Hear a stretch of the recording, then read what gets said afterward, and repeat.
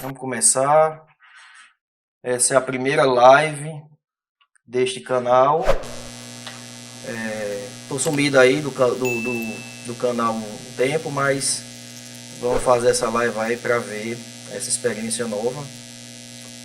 Mais um tempo aí para a gente conversar mais à vontade e também interagir, né? Então vocês podem ficar à vontade aí de fazer suas perguntas, seus comentários aí no chat que a gente vai respondendo. A live hoje é sobre o Jesus histórico, né? Então, o que seria o Jesus histórico seria o Jesus separado do mito. O que foi realmente Jesus, que realmente existiu, como realmente ele era, né, separado do mito que se criou, que está nos evangelhos. E a dificuldade assim, de conseguir identificar o Jesus histórico é pela falta de fontes. As fontes que temos de Jesus são os evangelhos. São livros que foram escritos muito tempo depois, 40, 50, 60 anos depois dos eventos, por pessoas que nem sequer falavam a língua de Jesus, nunca viram Jesus, não presenciaram, não foram testemunhas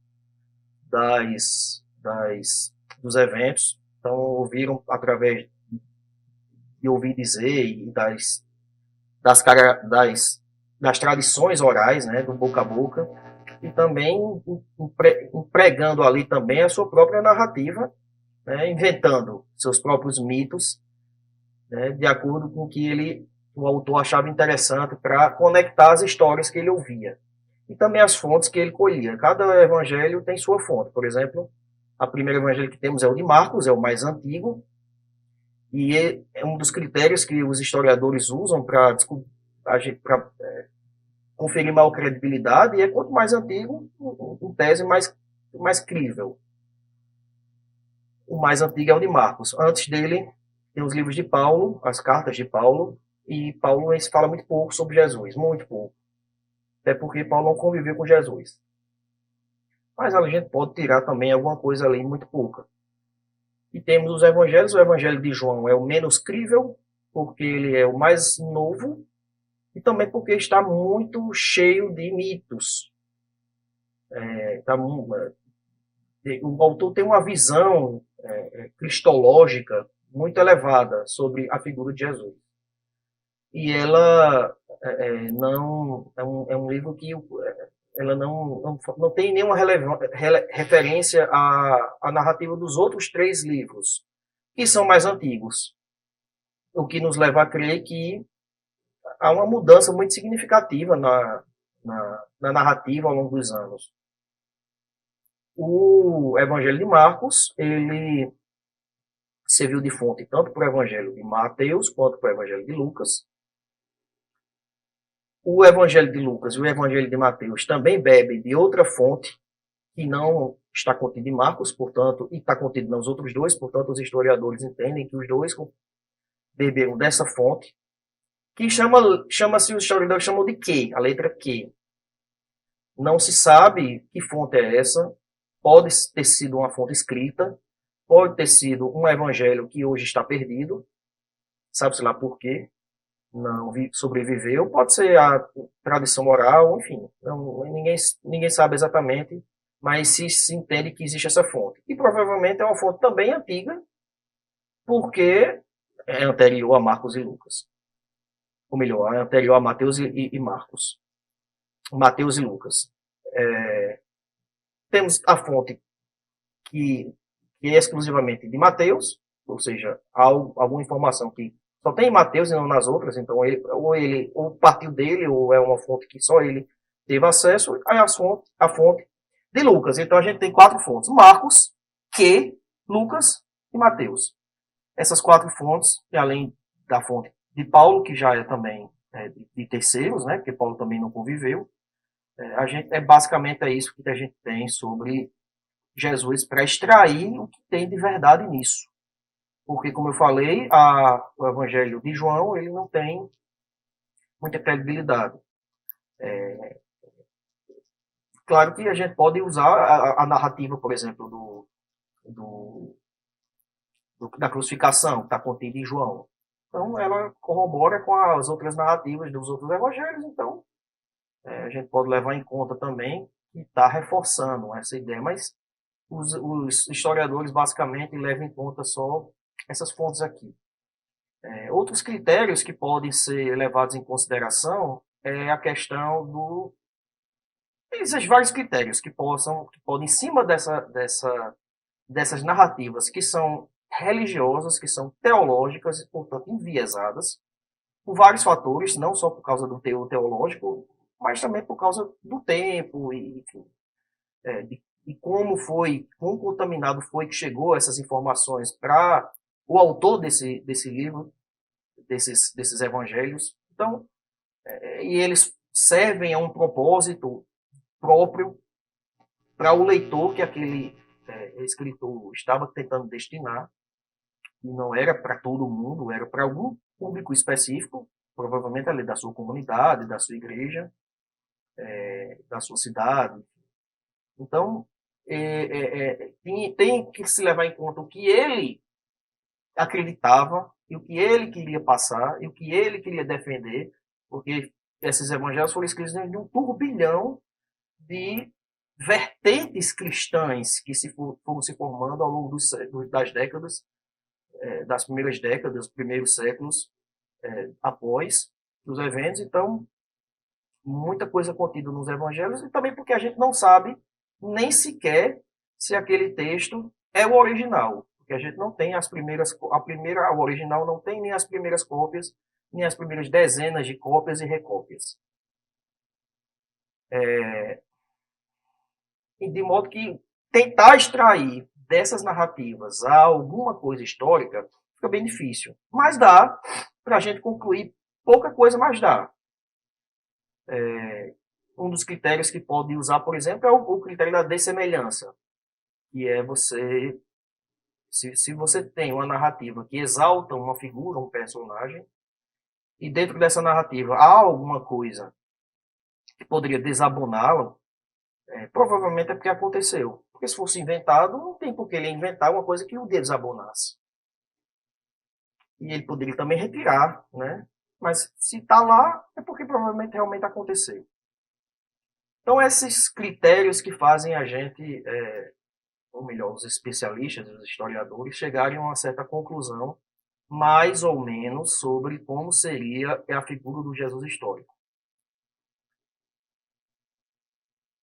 Eu falei já em vários vídeos, tudo que eu vou falar aqui está nos outros vídeos. Eu convido vocês a acompanharem, assistirem os outros vídeos que estão no canal. O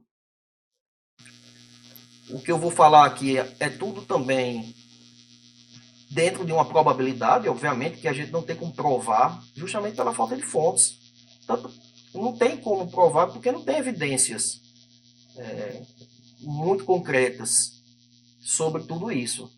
Como eu falei, só vem de narrativas que são pouco críveis. Então, o que eu falar aqui também vai ser estando dentro da probabilidade de acontecer.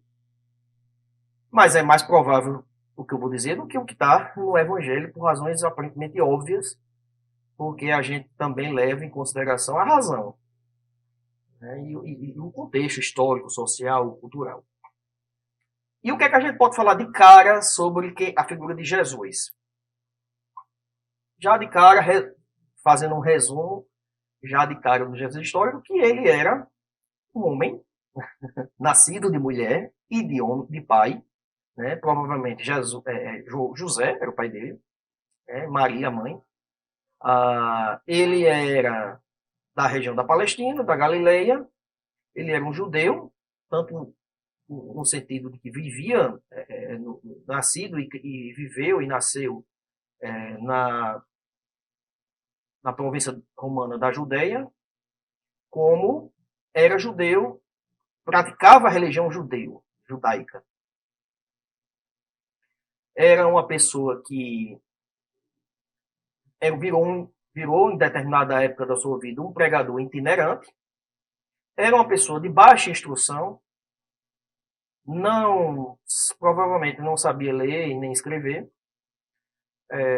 peregrinava ali pelo deserto fazendo as suas pregações, era o que a gente chama de judeu apocalíptico, fazia parte de uma vertente do judaísmo que tinha essa crença, depois eu vou explicar, e que morreu, né, foi a Jerusalém, morreu acusado de sedição, acusado de ofensa ao imperador, ao rei, ao império, enfim, foi tratado pelo Império Romano como um criminoso, foi executado com a pior das penas de morte que poderia ter naquele período, né, aplicado pelo Império Romano. E é isso. É isso que foi isso aconteceu num período em que Pôncio Pilatos era o governador da Judeia e que, né, ali no período da Páscoa, ele estava presente em Jerusalém e ali aconteceu algo que fez com que as autoridades o considerassem alguém problemático. E por isso prenderam e crucificaram. Resumindo, é isso que se sabe mais ou menos sobre Jesus.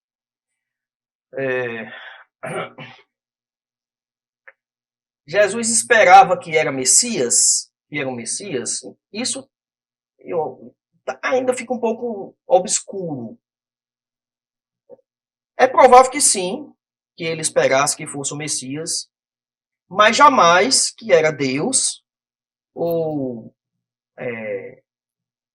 que iria ressuscitar e que ele tinha vindo para ser sacrificado como Cordeiro de Deus para tirar o pecado. Tudo isso aí são construções teológicas feitas após os eventos. Porque quando você imagina você escrever uma coisa, né, um fato, muito tempo depois das coisas ocorrerem, dando tempo das coisas sentarem, das coisas acontecerem várias coisas, as narrativas serem sedimentadas, e você fazer um relato sem muita precisão jornalística, sem muita precisão histórica, repleta de mito, porque, afinal de contas, é um texto religioso, não é um texto jornalístico, à luz de todos os fatos que aconteceram. Então você vai fazer uma releitura dos fatos ocorridos.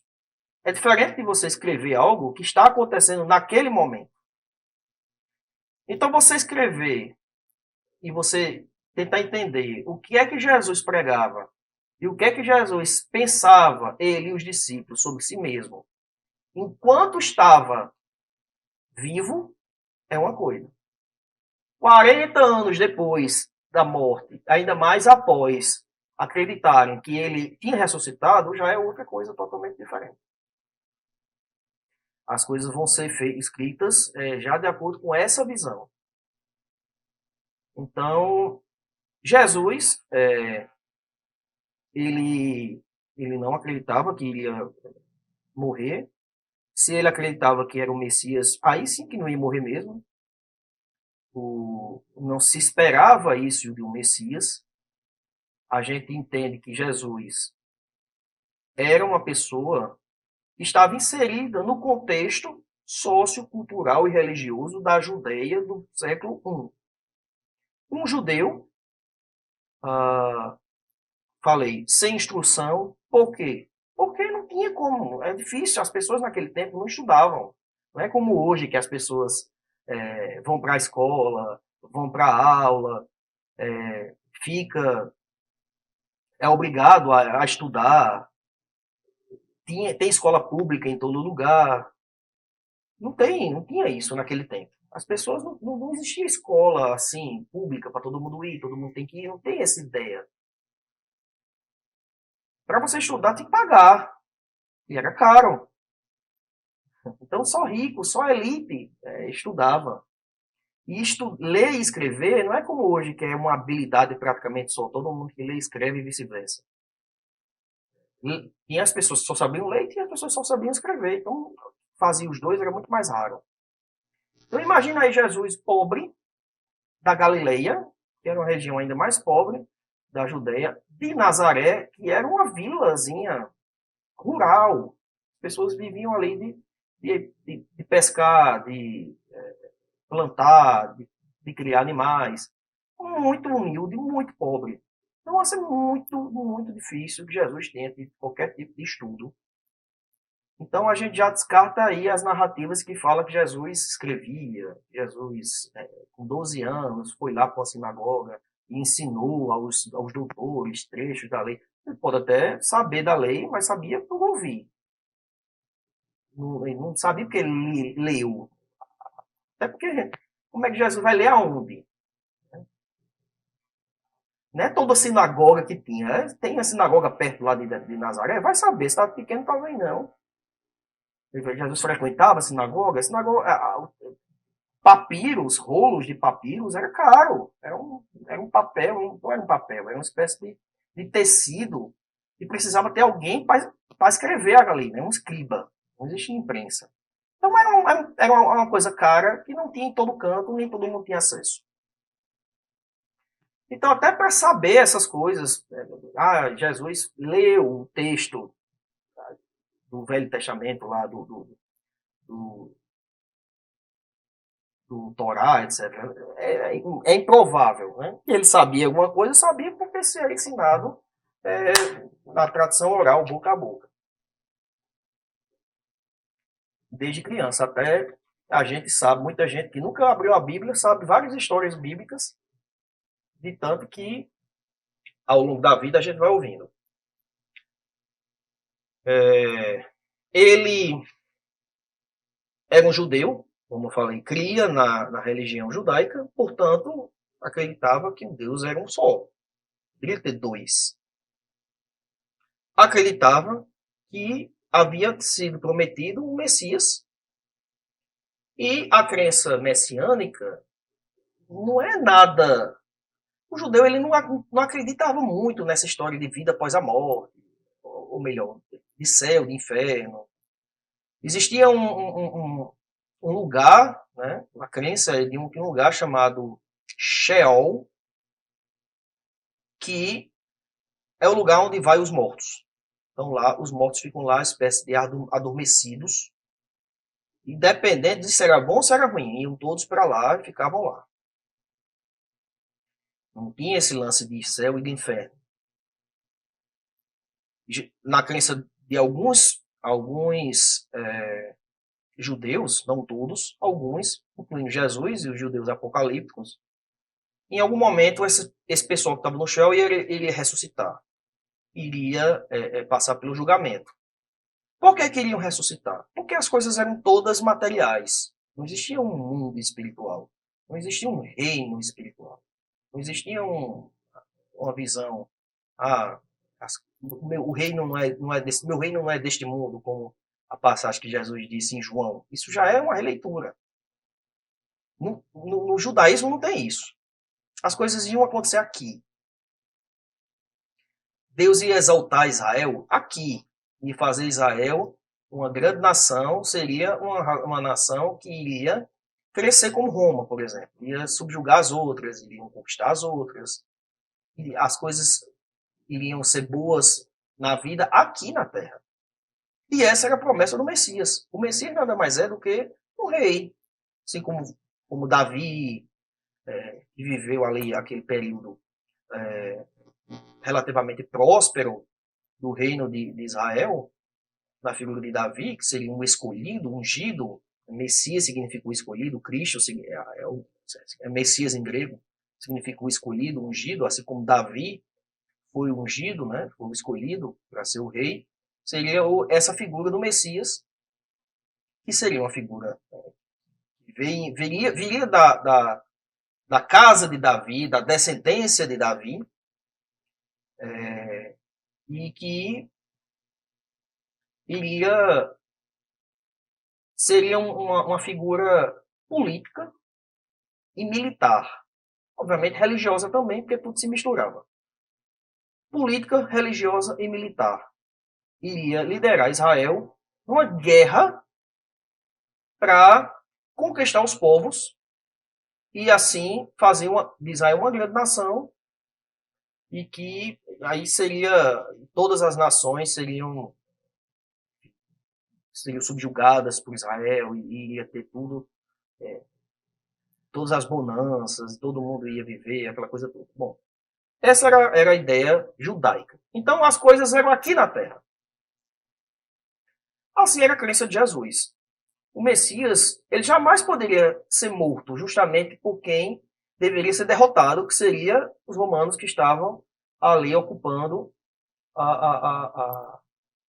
ocupando Israel. Essa figura de dominação de Roma, né? Aí se fazia muito a ligação com Israel dominado por Babilônia, e aqui é relatado na Bíblia, no Velho Testamento, ali no livro de Daniel. Daniel é uma figura-chave. O livro de Daniel é uma figura-chave na vida de Jesus. Estava ali como uma nação estrangeira, novamente, subjugando o povo de Deus. Subjugando, maltratando, pisoteando, dominando.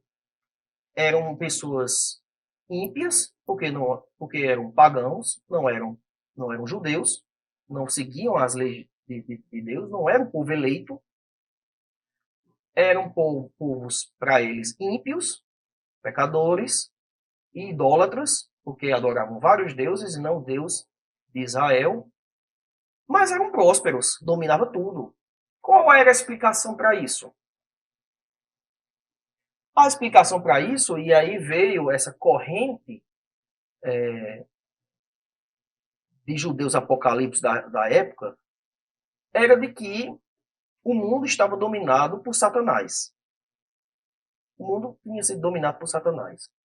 Então as coisas que estão acontecendo não tem nada a ver com Deus. Não tem nada a ver com a pessoa. Era Satanás. Todo mundo que estava cometendo, seja o que fosse, não era por culpa sua. Era porque você estava sendo dominado ali por Satanás. Você precisava se livrar disso. Em algum momento, e esse momento seria muito breve, Deus ia intervir para salvar a humanidade, ou melhor, para salvar esses eleitos, destruir Satanás, e uma vez destruindo Satanás, destruir todos aqueles que tacitamente o seguiam, porque se não seguir Deus, existe um dualismo, essa crença é uma crença dual, você estava com Deus, você estava com Satanás.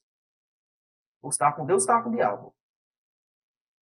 Uma vez que você estivesse com o diabo, você seria eliminado, destruído. Não vai para o inferno sofrer tormento. Vai ser destruído. E os eleitos vão para o céu? Vão para o paraíso? Não. Vão viver aqui na terra. A galera que ressuscitou e que no julgamento mereceu o reino, vai viver esse reino que é aqui na terra.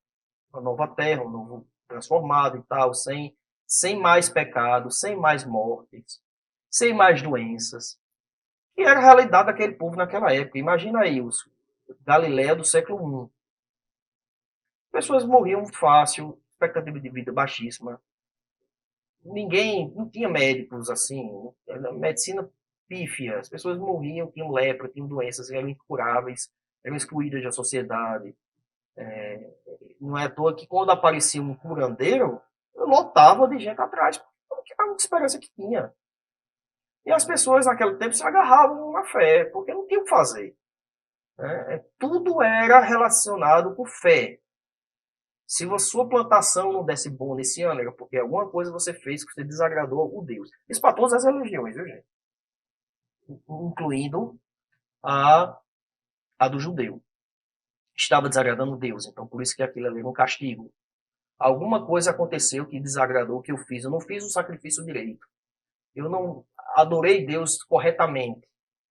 Então provavelmente foi por isso que meu filho morreu. Meu filho teve uma doença. Meu filho foi para a guerra e morreu na guerra. Todas as mazelas que se pode imaginar, tinha naquela época. Então, assim, imagine uma sociedade horrível de se viver, ainda mais dominado por um povo estrangeiro que cobrava imposto, que era carrasco, que eram pessoas de fora, de outra cultura, de outra fé, de outra. Que estava ali invadindo sua terra, subjugando o seu povo. Então, na cabeça do pessoal que acreditava, né, no judaísmo apocalíptico, isso tudo era consequência desse mundo que estava dominado por Satanás. Mas Deus ia intervir. E era breve. Não é em 2020, não, nem 2021, nem 2022, nem 2023, nem 2050. Era naquela época. Deus ia intervir. Essa intervenção ocorreria por um ser cósmico que é chamado de Filho do Homem, lá no livro de Daniel. É uma profecia do livro de Daniel. Vinha vir uma espécie de juiz, um anjo, um arcanjo, um ser cósmico que iria vir, iria destruir toda esse Satanás e tal, e as pessoas que o seguiam e tal, iria julgar todo mundo que estava vivo e todo mundo que ressuscitou, e ia destruir todo mundo, como falei, destruir todo mundo que era ímpio e que era, que era salvo, iria viver naquele reino na terra. Tem nada de céu, na terra. Dito isso, não tinha como Jesus esperar que fosse morrer. Não tem essa ideia de cordeiro, porque eu tenho que morrer, porque é tudo. Não tem isso. Não tem isso. Jesus não esperava que fosse morrer. Ele esperava que fosse o Messias. Ele sendo o Messias, ele ia reinar. Quando viesse o Filho do Homem, ou seja, Deus intervisse nessa situação, Jesus ia ali alçado, digamos assim, à condição de rei daquele lugar. E ele faz essa promessa para os 12 discípulos, incluindo Judas, né, que cada um vai dominar ali uma parte desse reino, né, como se fosse vice-reis de Jesus ali. 12, cada um representando uma tribo de Israel. Bom, essa era a crença de Jesus. E como é que as pessoas poderiam ser salvas? Se seguissem os ensinamentos de Jesus. Seguisse a lei, amar a Deus sobre todas as coisas, porque Jesus também seguia a lei. Era natural. Ora, se o Deus de Jesus instituiu através de Moisés e os profetas que aquelas coisas eram para ser seguidas, toda a lei devia ser seguida, por que ele não iria seguir também? Por que ele não iria ter esse entendimento de que deveria seguir essas leis para agradar a Deus? É por isso que quando Paulo teve outro entendimento acerca do cumprimento ou não da lei após Jesus, ele teve um conflito com Pedro. Porque Pedro, como judeu também ali, conviveu com Jesus, ele achava estranho não cumprir. É uma pessoa imbuída dentro daquele contexto social e religioso. É difícil você chegar assim e dizer, olha, a partir de agora, tudo que você fez na vida toda não precisa mais você fazer. Agora não. Era difícil. Foi uma tese que Paulo criou, que faz sentido pela teologia de Paulo, mas que era difícil você meter na cabeça de um bocado de judeu, porque aquele sempre foi a crença deles. Seguir a lei. Então, precisava seguir a lei, amar a Deus sobre as coisas e seguir os 10 mandamentos, aquela coisa toda. Que Jesus resume tudo em amar o próximo como a si mesmo. Seguindo isso, né, e aí precisava arrepender-se dos pecados, e o arrependimento tinha que ser rápido, se batizar, aquilo ali, um ritual que demonstrava ali a questão da purificação,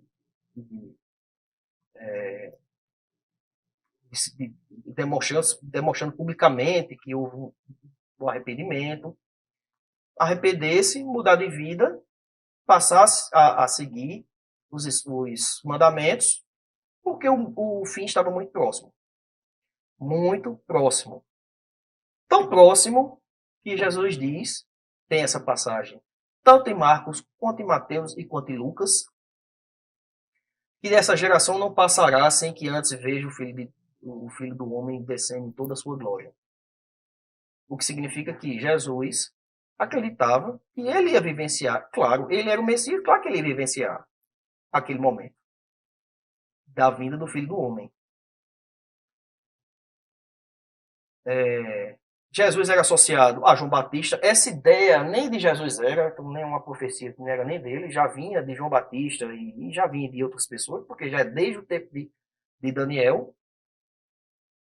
Jesus seguiu João Batista. Em algum momento, João Batista foi executado, saiu de cena. Jesus seguiu o rumo dele com seus seguidores, que eram poucos. Eram poucos seguidores. Obviamente, se Jesus era um curandeiro, se ele era curandeiro, ele arrastava multidões por causa disso. Não é por causa da palavra dele, não. A palavra era o acessório. As pessoas seguiam por causa do dom de cura dele. E ele arrastava multidões por causa disso. Mas seguir ele mesmo todos os dias, direto, acreditando que ele era o Messias, porque ele acreditava que ele era o Messias. Então eu vou abandonar tudo, como Jesus disse, largue tudo e segue-me. Deixa tudo e segue-me, como fizeram os 12 discípulos.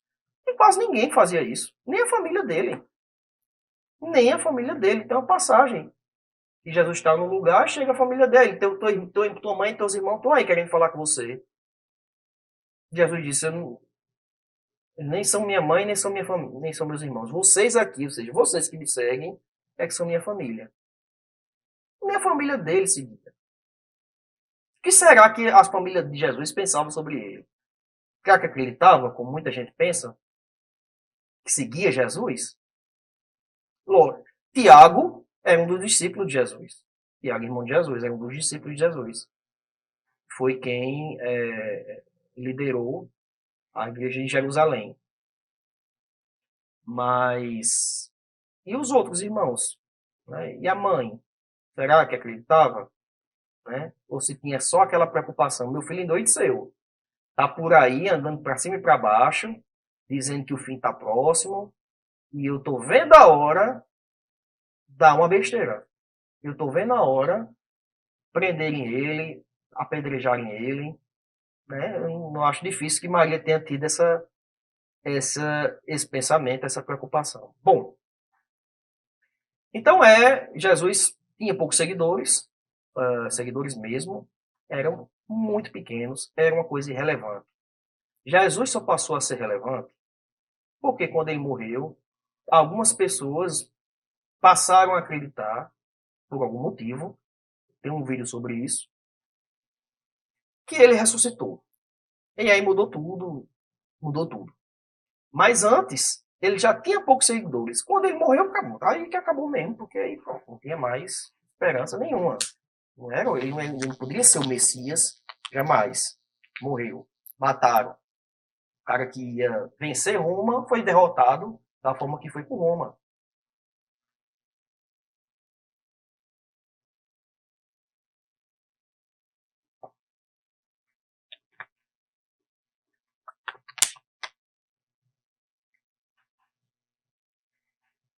E aí, Jesus, em determinado momento, o grande ápice da sua peregrinação, ele vai a Jerusalém, no período de Páscoa.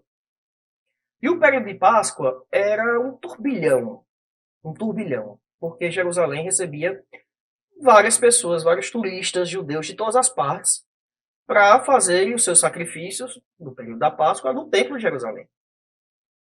Então a cidade ficava um caos. Vinha muitas pessoas de todo canto, judeus de todo lugar, de fora da Judéia, de todo canto, ia para Jerusalém.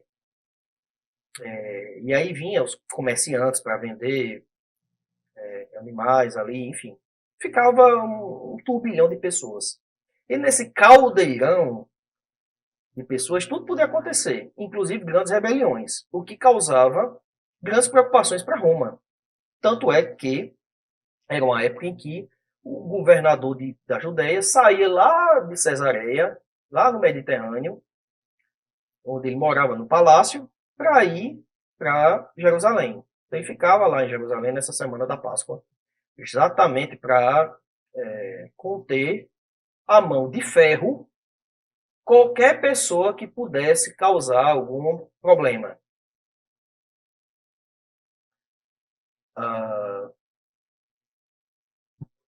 Então é isso. Quando chegou lá, Jesus chegou lá, né, em Jerusalém, não teve nada daquilo que é contado. Ah, multidão, Hosana nas alturas, né? Não existe nada disso. Como falei, era irrelevante. Jesus era só mais uma pessoa que dizia, ou se achava Messias, que pregava, que era um pregador itinerante.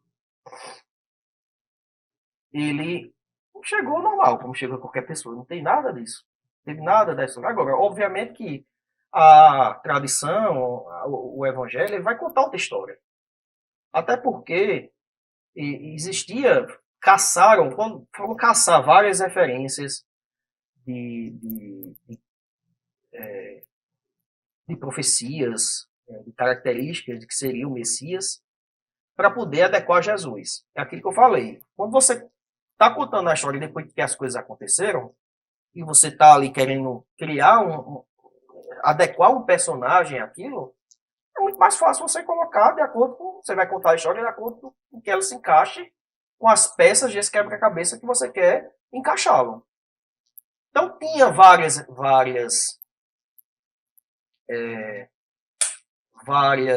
profecias, vamos encaixar dentro de Jesus aqui na história para poder encaixar bater com essas profecias e dizer, olha, tá vendo?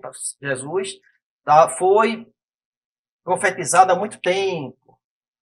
Então, vai começar do nascimento. Né? A ideia do nascimento lá é tudo mito. Ele é tudo mito. Tudo mito. Nascimento virginal. Jesus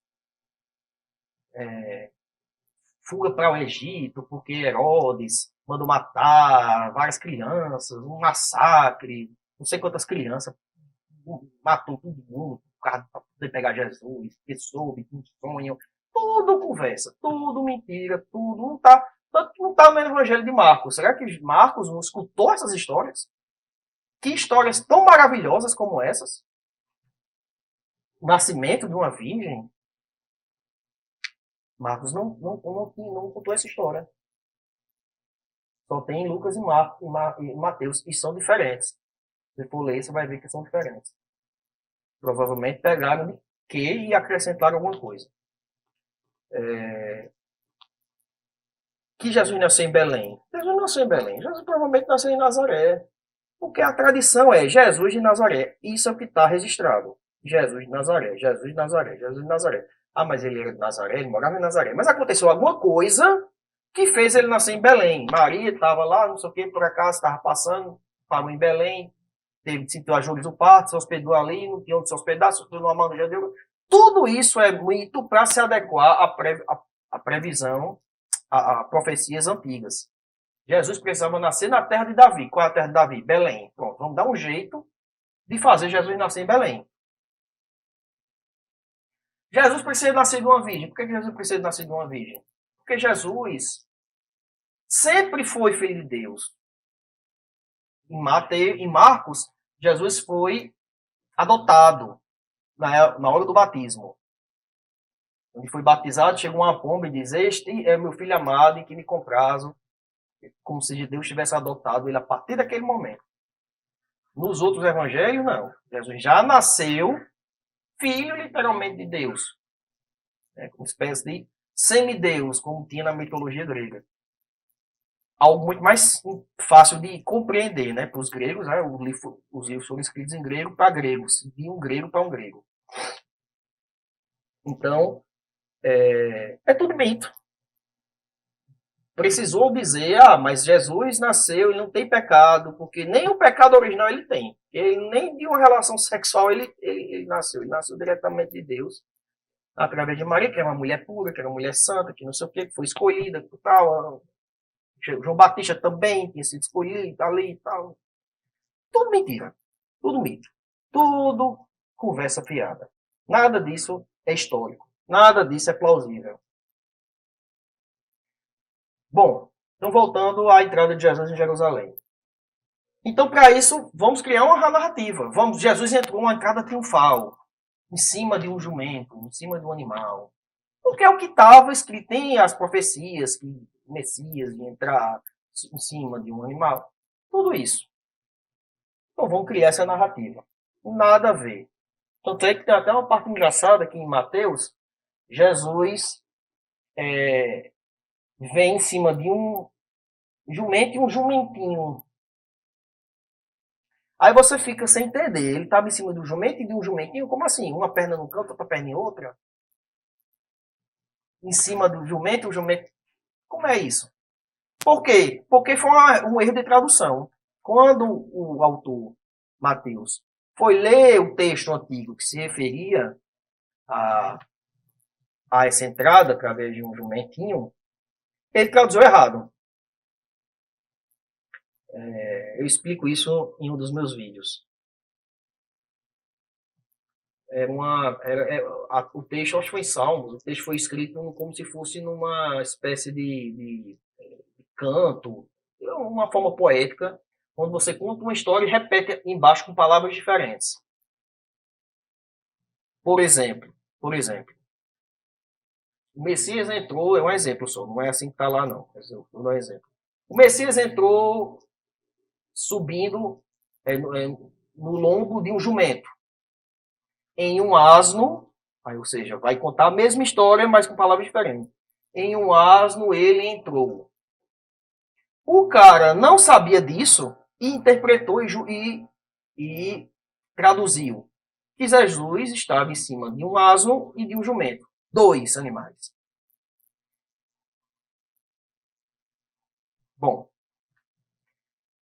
Daí Jesus vai para Jerusalém, né? E como eu falei, Roma ficava muito atenta, com medo de ter. Porque era um ambiente que se normalmente se tinha rebelião se tinha todo o tempo. Tanto que em 70, ou seja, 50 anos, 40 anos depois, houve uma rebelião gigante e que causou a segunda destruição, né, de Jerusalém, a destruição do templo e tal, a destruição de Jerusalém em 70 pelo Império Romano. Então você veja que sempre ali já tinha todo um turbilhão de tensão política na época da Páscoa por causa da invasão romana. E sempre com figuras messiânicas, figuras ali. Inclusive, há estudiosos que sustentam, tem um livro chamado Jesus o Zelote. Zacarias, esqueci o nome dele. Ele sustenta que Jesus era um zelote, ou seja, era um revolucionário no sentido militar da palavra. Era um cara que queria dar um golpe de Estado, pegando em armas e expulsar Roma em armas, um cara violento e tal. Terrorista. Por isso que foi crucificado, porque tinha estava insuflando os judeus para atacar Roma e tal. Eu não acredito, não caio muito nessa não. Eu não tenho muita certeza sobre isso não. Não acredito ainda muito sobre essa vertente aí não. Mas basta Jesus se dizer rei dos judeus, ainda que sem uma questão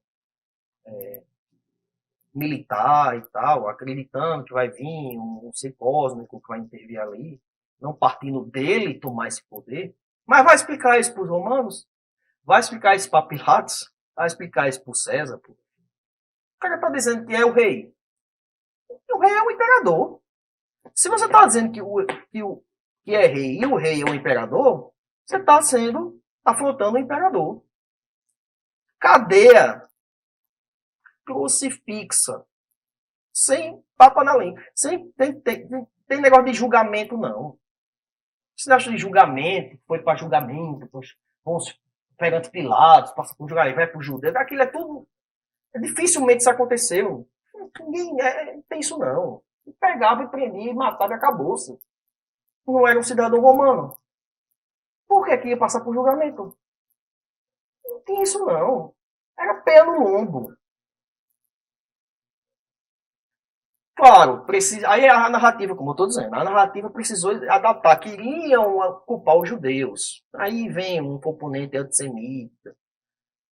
Uma tentativa de babar os romanos, porque afinal de contas eles estavam lá, e, enfim, o cristianismo ele foi crescendo, indo para o ocidente, em busca de Roma, e esse povo todo ali era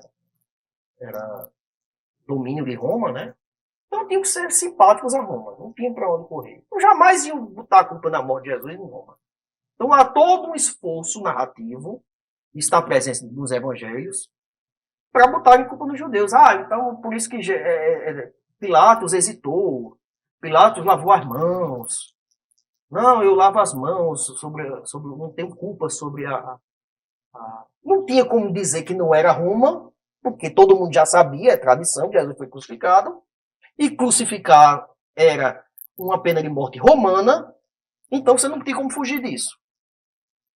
Você não tem como inventar que foi o judeu se apedrejando, porque todo mundo sabia que Jesus tinha morrido crucificado. Mas não, peraí. Foi Roma que executou, mas foi o povo que quis. Pilatos trouxe 2 presos, Jesus e Barrabás. Barrabás é uma figura também mítica, não existe essa figura, nunca existiu.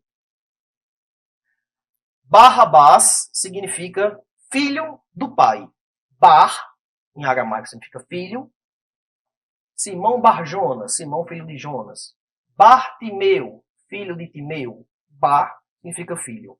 Abás, pai. Aba, pai. Aba, Jesus chamava Deus de Aba, papai. Abraham, Abraão, pai. Ab, em hebraico, Abba, são nomes para pai. Então, Bar-Rabás, filho do pai. Jesus era o filho de Deus. Quem vocês querem, Israel? O filho do pai ou o filho de Deus? Israel, mais uma vez, não viu que Deus estava trazendo a salvação. Mais uma vez, Israel foi para o que era revolucionário, o que queria brigar, o que queria revoltar, não sei o quê. Não foi para o lado espiritual, foi para o lado ali material. Então, Barrabás. Tudo mito. Tudo mito. Tudo uma tentativa de culpar os judeus e livrar a cara de Roma. Pilatos hesitou, porque a mulher de Pilatos teve um sonho, pediu, pelo amor de Deus, para ele não condenar Jesus. Porque Pilatos olhou e viu que Jesus não era. Eu não estou sentindo firmeza. Diga aí, Pilatos, com tanta compaixão para um judeu pobre, ali causando confusão, causando problema no meio da Páscoa. Mas ele estava, nesse dia ele estava um coração assim para querer perdoar, soltar um preso. Não existe referência, e existe muita referência sobre Roma, sobre as coisas do período do Império Romano. Não existe referência de Roma em um determinado período, na Páscoa, essa tradição de soltar um preso. Não existe isso. Soltar um preso para agradar o povo. Roma. E soltar um preso. Não tem isso. Não existia isso. Não teve isso. Não passou nem por Pilatos. Pegaram Jesus e levaram para o cacete. Simples assim.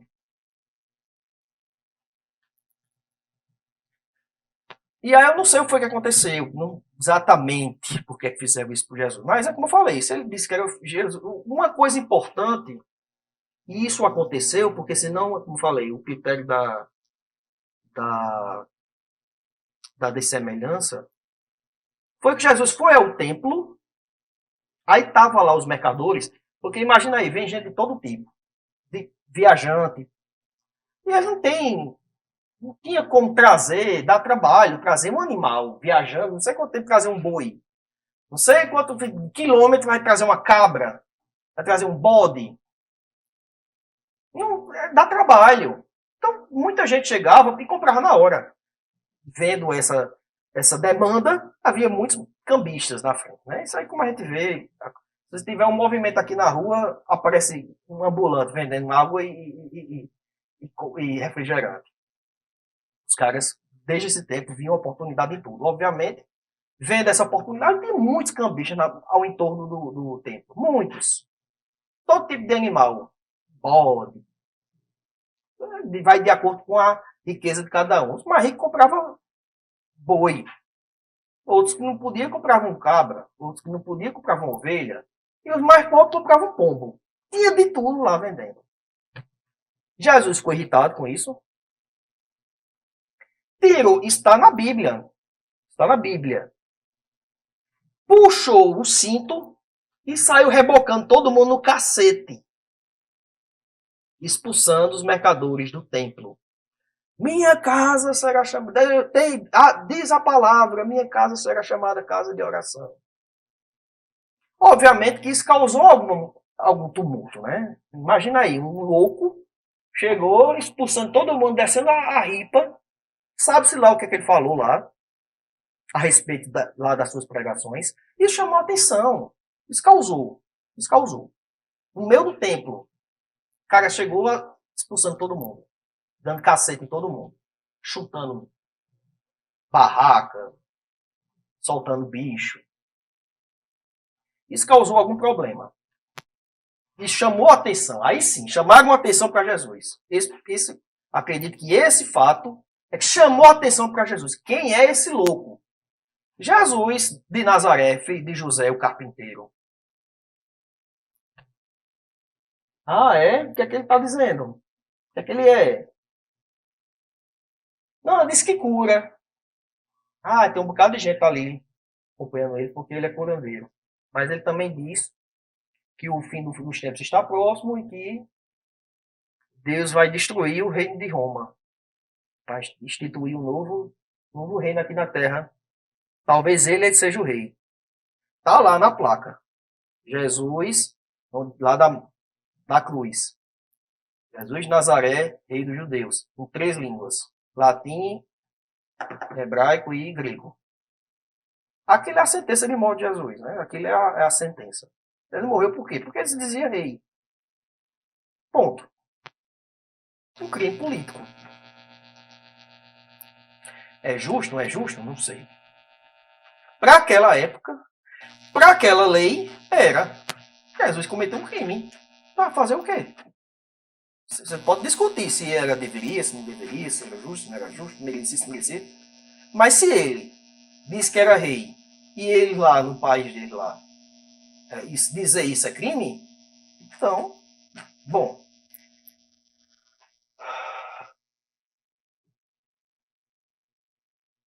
Prenderam Jesus, os discípulos fizeram carreira, tem até o relato de que Pedro negou Jesus. Ninguém queria ser associado a Jesus, porque Jesus tinha medo de ser preso também. Todo mundo fugiu, foram-se embora, todo mundo, ficou ninguém. Ah, porque aí Jesus foi. Ah, porque a multidão acompanhava. Talvez tivesse gente vendo, porque várias pessoas eram crucificadas o tempo todo. Tanto que o relato diz que Jesus foi crucificado com 3, 2 um do lado do outro. Então, todo vai lá, é crucificado. É cheio de relatos sobre o que Jesus falou, o que deixou de falar. Não tem muita credibilidade. Porque quem é que estava lá escutando, tomando nota? Os seguidores de Jesus não ficou ninguém. Não ficou ninguém. Não ficou ninguém. É tudo com medo. Agora, lógico que tinha os curiosos, né? E duas pessoas lá assistindo. Curiosos. Para ver que é um espetáculo, né? Penas de morte sempre foram públicas, né? Sempre foi um espetáculo, as pessoas assistiam e também serviam de exemplo, né? Então são muito gráficas.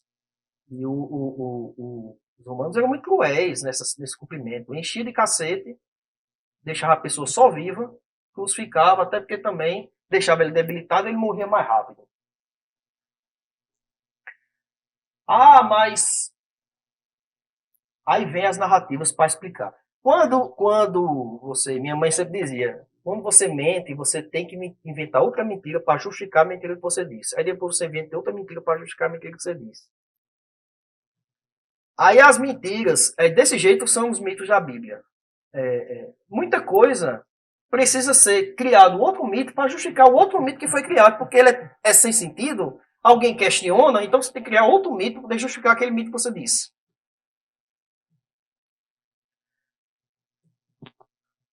Jesus morreu na sexta-feira, isso todo mundo sabe.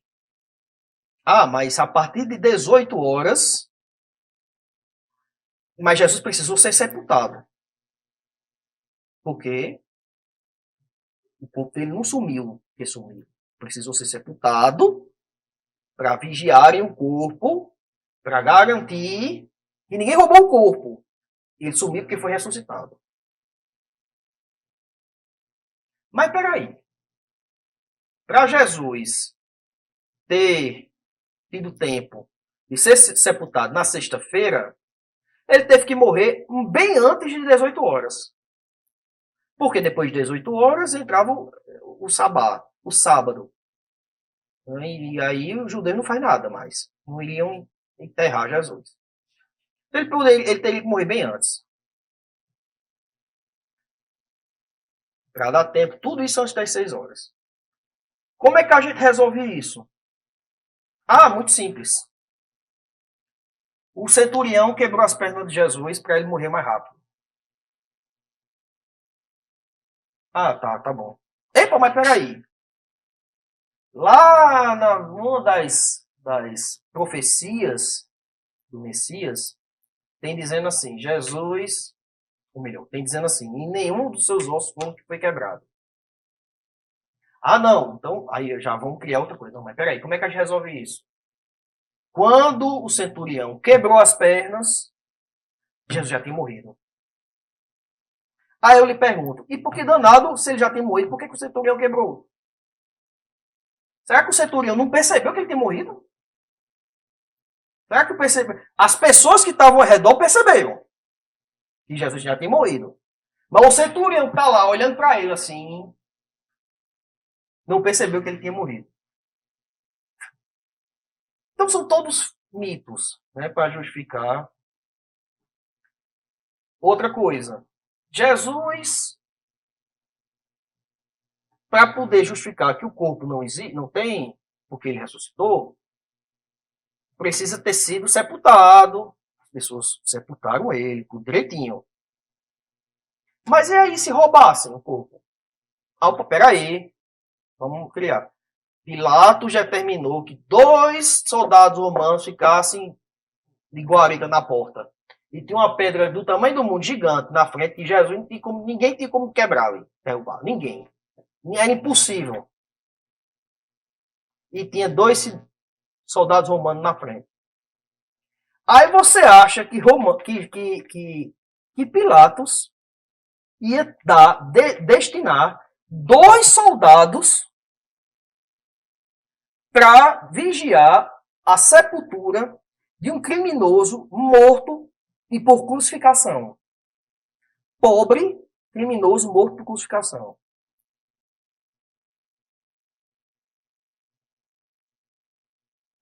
Mas é uma narrativa que teve que explicar. Mas peraí, Jesus não era pobre? Como danado Jesus teve uma sepultura, uma gruta para ele ser enterrado? Vamos criar uma história. Não porque José de Arimateia era um homem rico, era não sei o quê, que Jesus devia favor a Jesus, não sei o quê. Deu, tome Jesus, uma sepultura para você. Nada disso é plausível. Nada disso é plausível. Nada disso é plausível. O que é plausível? O fim que normalmente as vítimas de crucificação tinham. Eram deixados lá. eram deixados lá. Até para servir de exemplo. Não só a morte, o fato de apanharem publicamente e ficarem lá crucificados, agonizando até a morte, mas serem abandonados lá para todo mundo, né? Olha, a gente vê na história do Brasil, no século XVIII, Tiradentes foi enforcado na frente de todo mundo e foi esquartejado. Pedaços dele foram distribuídos em várias cidades. Tudo isso para quê? Para servir de exemplo para quem quisesse ser, e confrontar a coroa real, serem desestimulados. Do mesmo jeito. Era a crucificação. Imagina 2000 anos atrás. Então, desse jeito era. Serviam de exemplo. Então, ficava lá, preso, até se acabar, de entrar em decomposição. Os aves de rapina, a abutre, o ubu, iam lá comer cachorro. Iam lá comer. Pronto. Ah, mas cadê o corpo? Que corpo? Tá lá, destruíram, se acabou. Todo mundo foi embora, correram com medo. Não ficou ninguém lá, não, atrás de corpo, de nada, não. Todo mundo desacreditou. Desacreditaram em Jesus. O cara morreu. Como é que ele era o Messias? Como é que ele lidera isso aqui tudo? Morreu. Foram embora. E aí foram para. Então, Jesus, o corpo de Jesus ficou lá, ou foi jogado numa vala comum, tiraram, botaram uma vala lá qualquer. Foi esse o fim. Né? Tudo, a história todinha de negócio de tumba, tudo isso aí é mito. Tudo isso é mito. Ah, não, mas é porque as mulheres viram, então isso tem credibilidade, porque se fosse inventado, por que homens não viram? Se as mulheres vendo, tinha mais credibilidade. Mulher vendo não tem, o testemunho de uma mulher não vale. Então, se fosse para inventar, é melhor dizer que quem viu Jesus ressuscitado foram os homens. Ah, mas por que seria um homem se quem cuida do corpo é mulher? Quem está lá ungindo é mulher. São as mulheres que vão lá cuidar normalmente. E, naturalmente seriam elas as primeiras a ver. Chegou lá, não viram mais. E outra coisa, justamente porque, para dar uma ideia de veracidade, é que disseram que era mulher também. Porque aí ele diz, não, justamente por causa dessa questão. É verdade, porque se fosse para inventar um homem, então vamos criar, então, muito sabiamente, quem inventou disse que foi uma mulher. Bom, tudo mudou, e aí já é outra história, porque acabou a história de Jesus aí. Mas aí teve o pós, né? Como tudo se desenrolou depois. E isso aí é matéria para outra live. Eu falo nos meus vídeos também. Mas, resumindo aqui, todo mundo foi embora, se acabou, era pouco o movimento se acabou.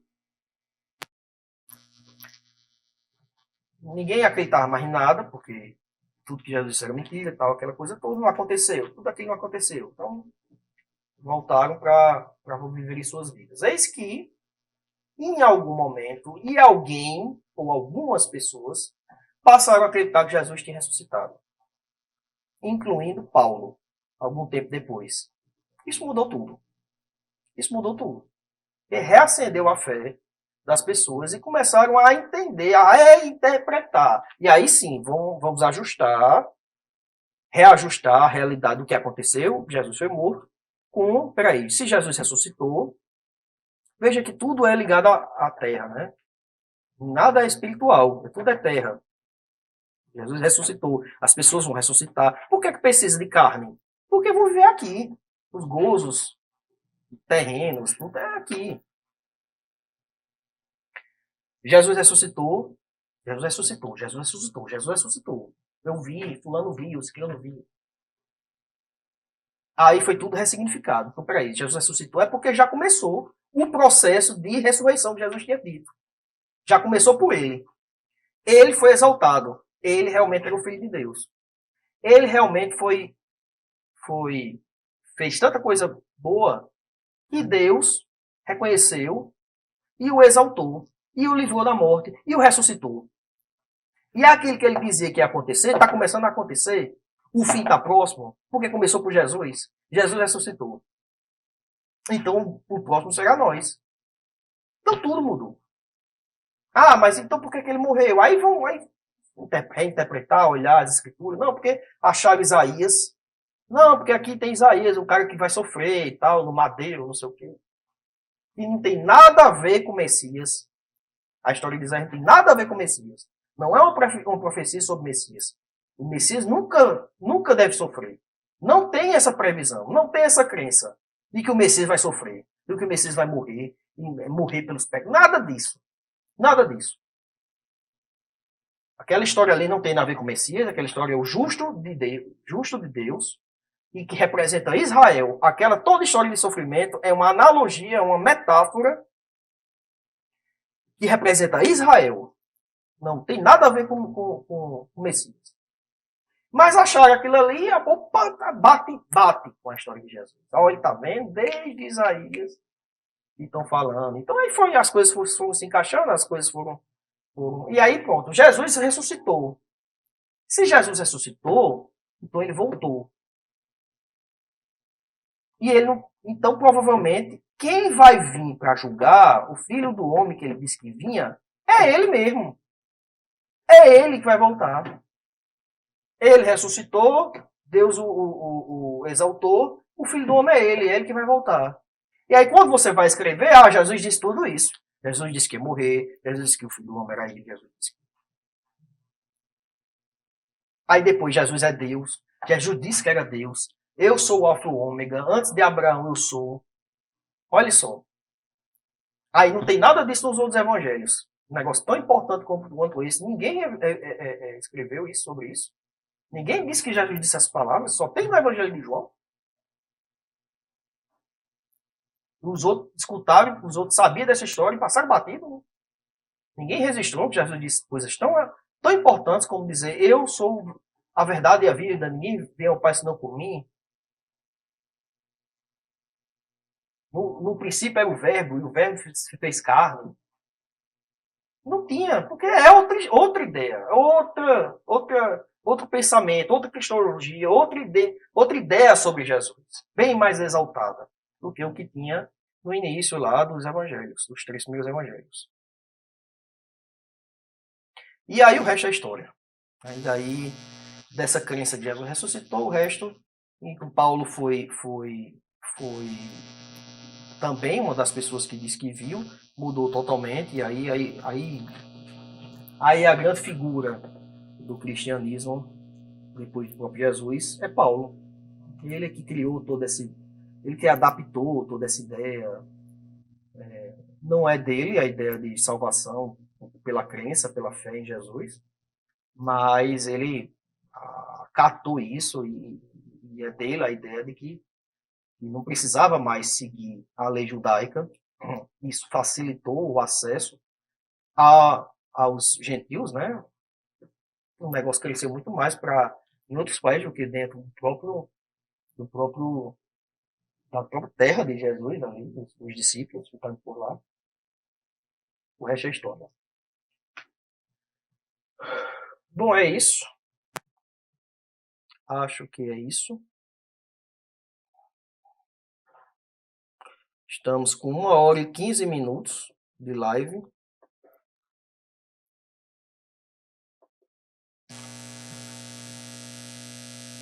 Quem está agora, quiser fazer alguma pergunta.